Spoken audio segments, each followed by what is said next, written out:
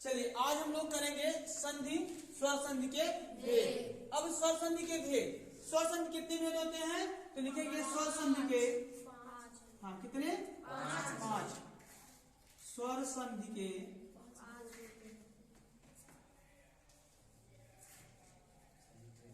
पांच भेद होते हैं। हाँ ठीक बता। ठीक है तो जीते हो तुम लोग। स्वर संधि कितने भेद होते हैं? पांच भेद होते हैं। नंबर 1 दृढ़, दृढ़ स्वर संधि। फिर दूसरा क्या होगा? दीर्घ, दीर्घ स्वर संधि। ना लगाए क्या जाए? तीसरा होगा गुण, चलो गुण संधि करते हैं। आप लोग को खराब लग रहा है ना। चौथा होगा यण,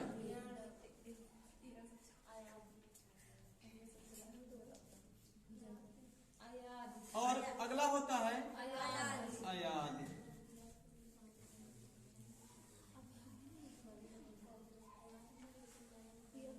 चलो देखिए पहला क्या है? वृद्धि है, दूसरा क्या है? दीर्घ है, तीसरा क्या है? गुण है, चौथा क्या है? यण है, पांचवा क्या है? अब कह रहे हैं इसको याद कैसे किया जाए न। जब कोई व्यक्ति दीर्घ का वृद्धि का मतलब होता है कि थोड़ा बढ़ रहा होता है ना। जब कोई बढ़ेगा तो बड़ा हो जाएगा। दीर्घ मतलब क्या होता है? बड़ा। वृद्धि माने बढ़ना होता है। वृद्धि यहाँ तो दीर्घ माने क्या होता है? काफी लंबा होता है दीर्घ। जब वृद्धि करेगा दीर्घ तभी होगा। जब वृद्धि करेगा दीर्घ हो जाएगा। जब दीर्घ होगा तो उसके अंदर गुण की बात आएगी। और जब गुण ज्यादा हो जाता है तो यण हो जाता है। यण मतलब ज्यादा घमंड उसको लगता है। जिसके पास गरीब होता है, गरीब थोड़ा से बढ़ा ना तो उसके पास कई गुण आने लगते हैं। जैसे जब पैसा आपके पास आने लगता है तो लोग अच्छे कार्यों में कम समय खराब करते हैं, लेकिन गंदे समय में ज्यादा। जैसे कोई ड्रिंक करने लगे, कोई नशा करने लगे, क्योंकि पैसा आ रहा होता है। तो जब इनके अंदर गुण कई गुण आ गए, भाई वृद्धि हुई, दीर्घ हुआ, बड़ा हुआ, तो ये क्या हुआ? इसके अंदर गुण आ गए। कितने गुण आए? कुछ गुण आए, कुछ अवगुण भी आ गए। अब जब गुण आते हैं तो यण होता है। यण मतलब कि जब उसके अंदर घमंड आने लगा, अब विनाश का कारण बनेगा। और अयाद माने क्या हो गया? लास्ट में कहीं आदि याद, अब समाप्त होने के कगार पे आ गया।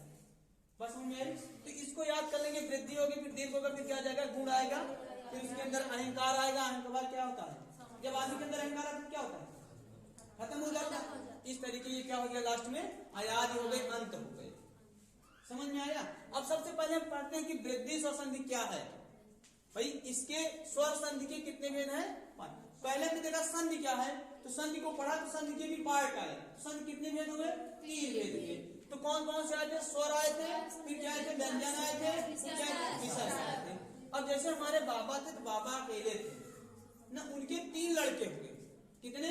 3। एक का नाम स्वर था, दूसरे का नाम व्यंजन था, तीसरे नाम क्या था? विसर्ग। अब हम पढ़ेंगे कि स्वर की, जैसे आप कोई पूछता है ना, चलो बाबा तो थे, आपके पापा 3 भाई हैं, लेकिन आप कितने भाई हैं ना।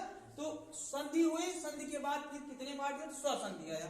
अब स्वर संधि हमने परिभाषा लिख लिया। कोई ऐसा पूछा स्वर संधि कितने भेद होते हैं, तो हमने कहा स्वर संधि के कितने भेद होते हैं? 5 भेद होते हैं। यानी बाबा अकेले थे तो बाबा के 3 बच्चे हुए जो हमारे पापा हैं। अब हमारे पापा को हम पूछे कितने भाई आप?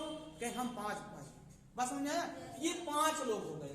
अब इसमें नंबर 1 आता है वृद्धि स्वर संधि। अब वृद्धि स्वर संधि क्या है इसको देखते हैं। इसको इरेज करते वक्त ये सब इरेज करते उसको बताएं।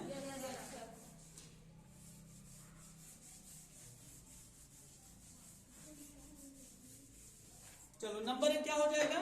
दीर्घ देख लें। दीर्घ स्वर संधि,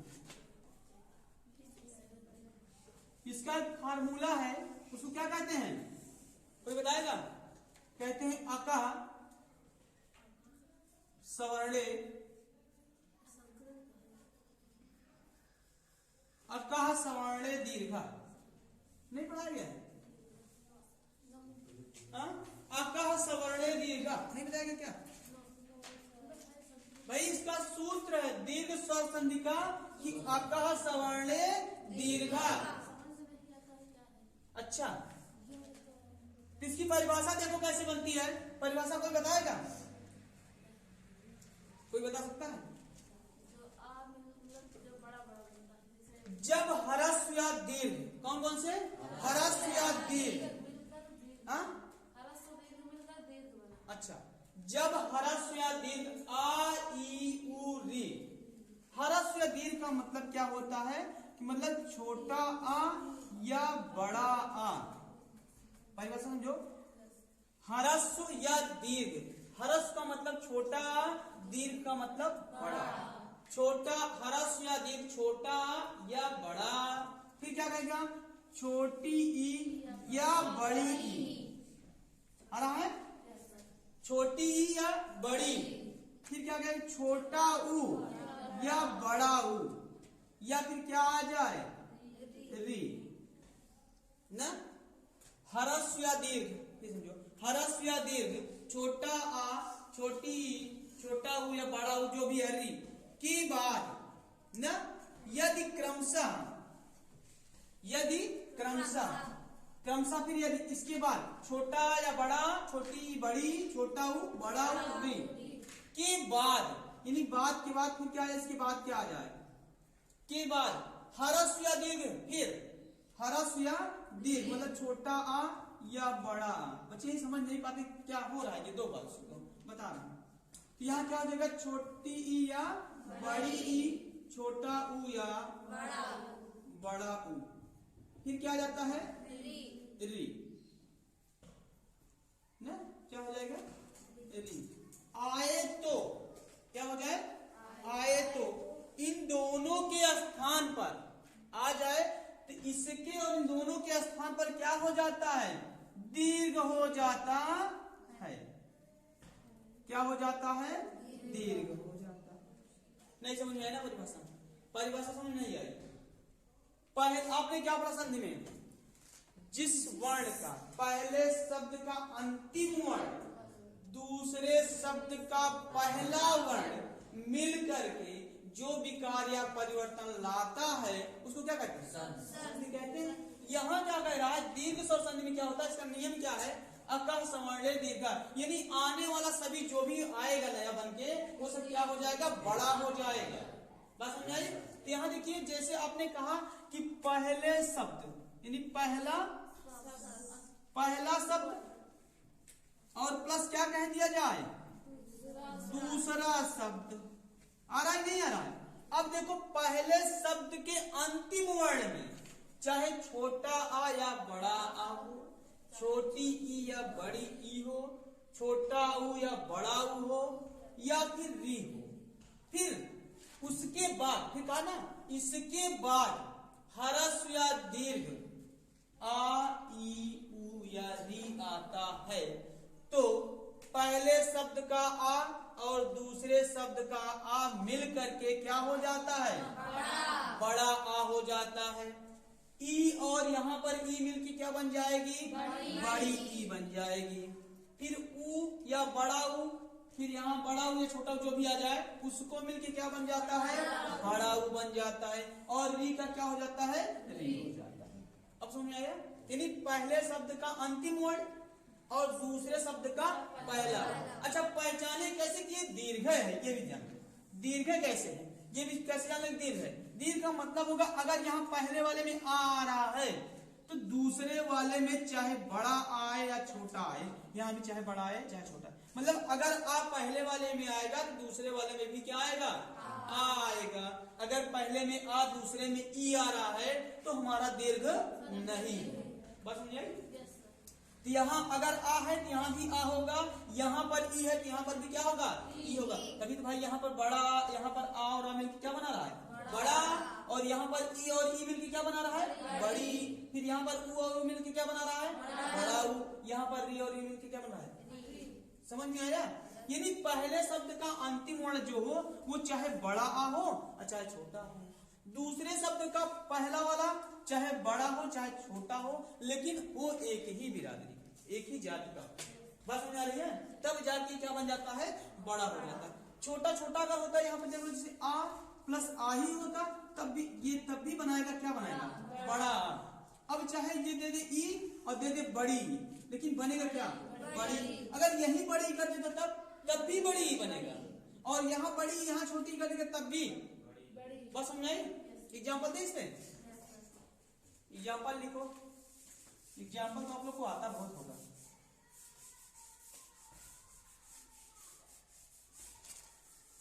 जैसे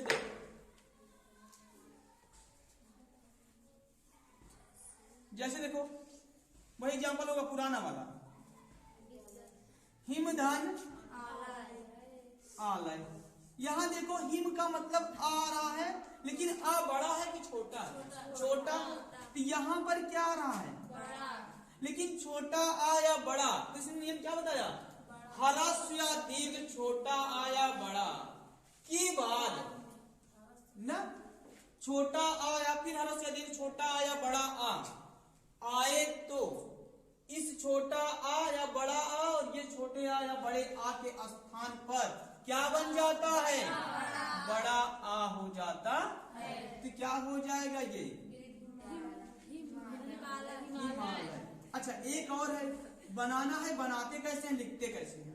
देखो जो पहला वाला से पहले जो भी लिखा होता है इसको और इसको आप लिख लिया करें।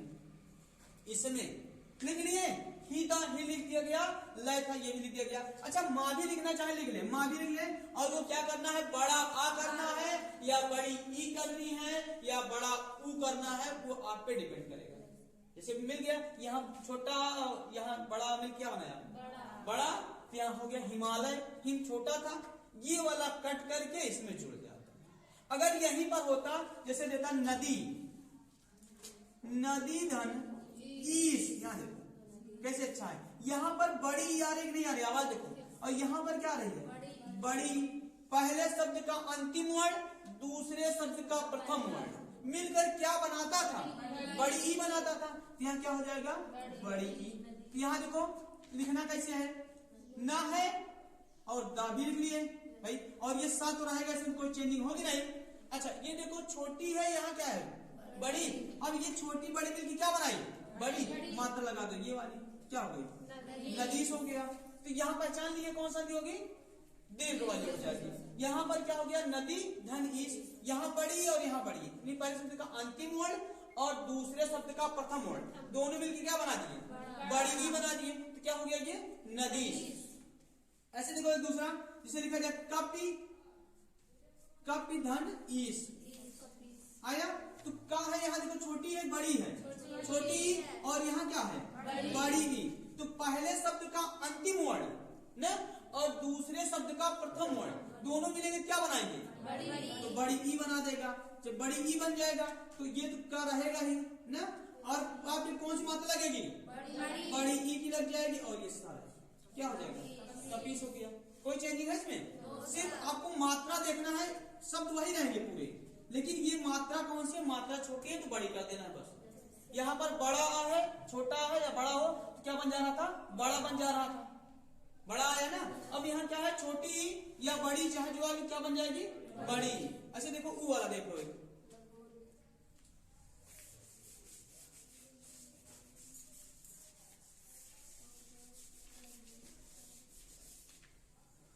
यहाँ क्या हो जाएगा, जिसे लिखा आपने लघु धन ऊर्वी ना। तो यहाँ देखो छोटा हुआ बड़ा हुआ है, छोटा हुआ यहाँ छोटा हुआ कर दिया गया, यहाँ क्या है बड़ा हुआ है। आपसे क्या कहा गया ह्रस्व या दीर्घ छोटा ऊ या बड़ा ऊ मिला ना, छोटा ऊ या बड़ा ऊ, और उसके बाद में दूसरे का प्रथम वर्ण क्या हो जाए छोटा ऊ या बड़ा ऊ आए। इस छोटे ऊ या बड़े ऊ के स्थान पर क्या हो जाता है बड़ा ऊ हो जाता है। तो क्या हो गया ये यहाँ बना लेंगे क्या ला, अब घा तो रहेगा ना। अब मात्रा इसमें कौन सी लगी थी छोटी लगी, क्या लग जाएगी बड़ी, और ये वाला कट जाएगा क्या हो जाएगा। समझ में आया इजी है कि नहीं है। जैसे एक और देखो भान धन उदय, तो देखो कितना अच्छा है। तो यहाँ देखो छोटा हुआ रहा है और यहाँ क्या रहा? छोटा है। छोटा छोटा दोनों मिल गए, डरना नहीं है, तो क्या हो जाएगा भाई? चाहे छोटा है चाहे बड़ा, यहाँ भी कंडीशन नहीं, चाहे छोटा है चाहे बड़ा, लेकिन हमको लाना किसको है? बड़े को। समझ में आया? तो क्या हो जाएगा? हाँ, ना लिख लो इसे और दय भी लिख दो। लिखिए। अब देखो मात्रा कौन सी थी? छोटी थी। यहाँ छोटा, लेकिन बना क्या? बड़ा। तो ना के ऊपर क्या लगा? इजी है। ऐसे एक और है रि वाला, महर्षि, महाधन ऋषि महर्षि, देवधन ऋषि देवस। हो जाएगा?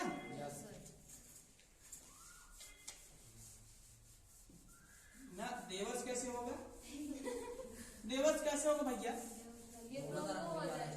देवधन ऋषि, तो यहाँ कहाँ देवर्षि। ठीक, अगला है, अगली कौन सा नीति? हाँ, गुण की बात करता है। गुण, गुण संघ।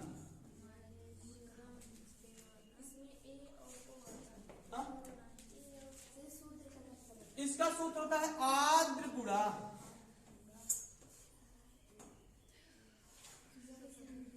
संस्कृत आप लोग पढ़ते ही है ना? ठीक, इसको अब कल बताते हैं।